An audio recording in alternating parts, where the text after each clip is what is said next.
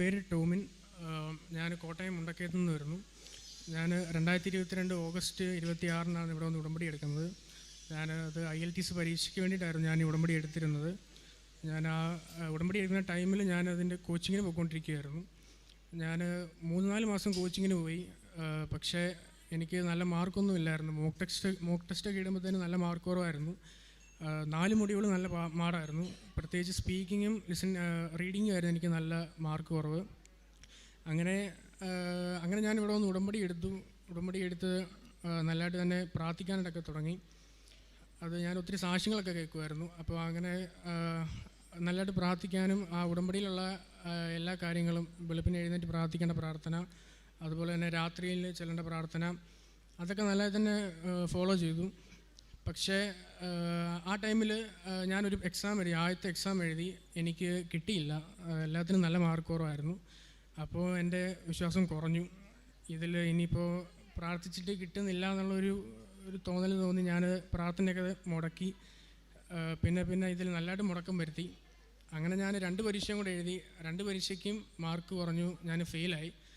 അങ്ങനെ 3 പരീക്ഷ എഴുതി. 3 പരീക്ഷയിൽ നല്ല മാർക്ക് കുറവായിരുന്നു. ആദ്യം ഒരു പരീക്ഷ എഴുതുമ്പോൾ അതിൽ ഏതെങ്കിലും 2 മൊഡ്യൂളായിരിക്കും പോകുന്നത്. പിന്നീടുള്ള പരീക്ഷ എഴുതുമ്പം ചിലപ്പോൾ ആ മൊഡ്യൂൾ കിട്ടും, പക്ഷേ ബാക്കി 2 പോകും. അങ്ങനെ 3 തവണ എഴുതിയപ്പോഴും ഞാനിത് നിർത്തിയേക്കാമെന്നുള്ള ഒരു തീരുമാനത്തിൽ തന്നെ എത്തി. പിന്നെ എഴുതുന്നില്ല, ഇനി ഇത് വേണ്ട, കാരണം ഇത്രയും പൈസയാണ്, അതുകൊണ്ട് ഇനി എഴുതുന്നില്ല എന്നുള്ള രീതിയിൽ തന്നെ വന്നു. അങ്ങനെയാണ് ഞാൻ യൂട്യൂബിലൊരു സാക്ഷ്യം കണ്ടു. ഇതുപോലെ ഉടമ്പടി എടുത്തിട്ട് ശരിക്കും പ്രാർത്ഥിക്കാതെ പിന്നീട് നല്ലതായിട്ട് പ്രാർത്ഥിക്കുകയും അങ്ങനെ അയാൾക്ക് നല്ലൊരു പോസിറ്റീവ് റിസൾട്ട് കിട്ടിയെന്ന് ഞാൻ ഒരു വീഡിയോ കണ്ടു. അങ്ങനെ ഞാൻ ഉടമ്പടി പിന്നെ ഒന്നുകൂടെ പുതുക്കിയിട്ട് നല്ലതായിട്ട് പ്രാർത്ഥിച്ചു. നല്ലതായിട്ട് തന്നെ പ്രാർത്ഥിച്ചു. കാശുരൂപവും പറയുന്ന പോലെ വിശ്വാസപ്രവണമൊക്കെ സ്വയം ചെല്ലാനൊക്കെ തുടങ്ങി. കാശുരൂപവും എണ്ണയൊക്കെ ഉപയോഗിച്ച് പ്രാർത്ഥിക്കാനായിട്ടൊക്കെ തുടങ്ങി. അങ്ങനെ പിന്നെ അതുപോലെ തന്നെ ഇവിടുന്ന് വരുന്ന സാക്ഷ്യങ്ങൾ, ഈ കൃപാസനത്തെ പറ്റിയുള്ള കാര്യങ്ങളൊക്കെ ഞാൻ സോഷ്യൽ മീഡിയ വഴിയൊക്കെ ഓരോരുത്തർക്ക് ഷെയർ ചെയ്ത് കൊടുക്കാനൊക്കെ തുടങ്ങി. പിന്നെ ഞാൻ ഇൻസ്റ്റാഗ്രാമിലൊക്കെ ഒരു അക്കൗണ്ട് തുടങ്ങി. ഇതിനെപ്പറ്റി ഒത്തിരിയൊക്കെ ഉള്ള സാക്ഷ്യങ്ങളൊക്കെ ഞാൻ പോസ്റ്റ് ചെയ്തു. ഒരു 10,000 ഫോളോവേഴ്സ് വരെ അതിന് വന്നു. അങ്ങനെ പോയി. ആ സമയത്ത് ഞാൻ ഒരു എക്സാം എഴുതി. 3 എക്സാം എഴുതി തോറ്റ ഞാൻ ഒരു എക്സാം കൂടെ 4ാമതൊരു തവണയും കൂടെ എഴുതി. അങ്ങനെ അത് എഴുതിയപ്പോൾ എനിക്ക് ഓവറോൾ 6 കിട്ടി. പക്ഷേ ആ സമയത്ത് ഓവറോൾ 6 വെച്ച് പോകാൻ പറ്റത്തില്ല എന്നായിരുന്നു ആ സമയത്ത്. കാരണം ഓവറോൾ 6 അപ്രൂവ്ഡ് ആണ്, പക്ഷേ നമ്മൾ വിസ രജിസ്ട്രേഷൻ വരുമെന്നായിരുന്നു. 6.5 എങ്കിലും ഇല്ലാതെ നമുക്ക് അപ്ലൈ ചെയ്യാൻ പറ്റത്തില്ലെന്നായിരുന്നു. പക്ഷേ എനിക്കൊരു തോന്നൽ തോന്നി, ഇനിയിപ്പോൾ ഞാൻ എഴുതുന്നില്ല, ഈ 6 വെച്ചുകൊണ്ട് തന്നെ ഞാൻ മുമ്പോട്ട് പോകുമെന്നായിരുന്നു.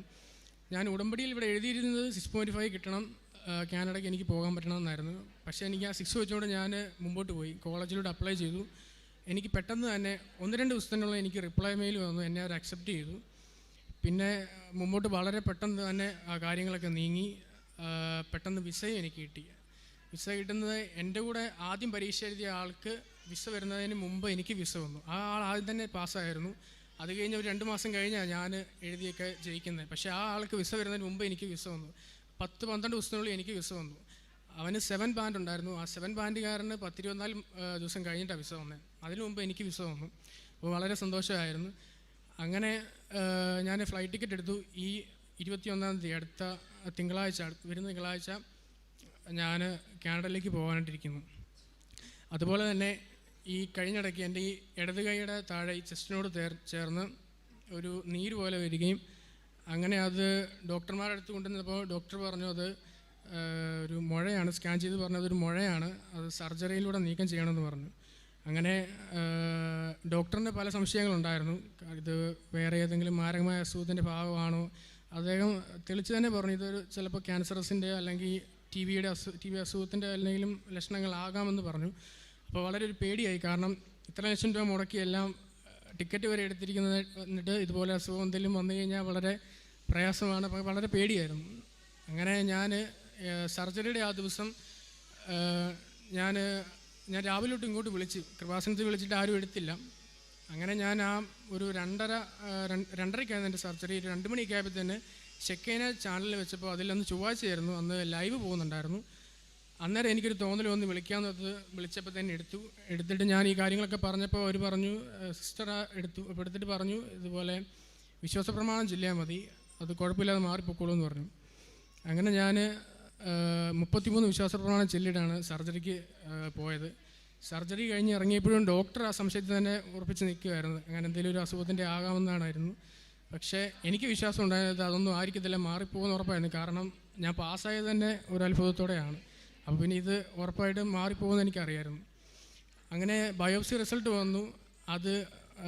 അതൊരു നെഗറ്റീവ് റിസൾട്ടാക്കി തന്നത്. വളരെ ഒരു വാക്സിനേഷൻ എടുത്തതിൻ്റെ ഒരു ഭാഗമായിട്ട് വന്നൊരു മുഴയാണ്. അത് ഈ വേറെ അസുഖത്തിൻ്റെ ഒരു ഭാഗമല്ലെന്നുള്ളൊരു റിസൾട്ട് തന്നു. വളരെ സന്തോഷമായി. ഇത്രയും വലിയൊരു അനുഗ്രഹം തന്ന മാതാവിനും തിരുക്കുമാരനും 1000 നന്ദി.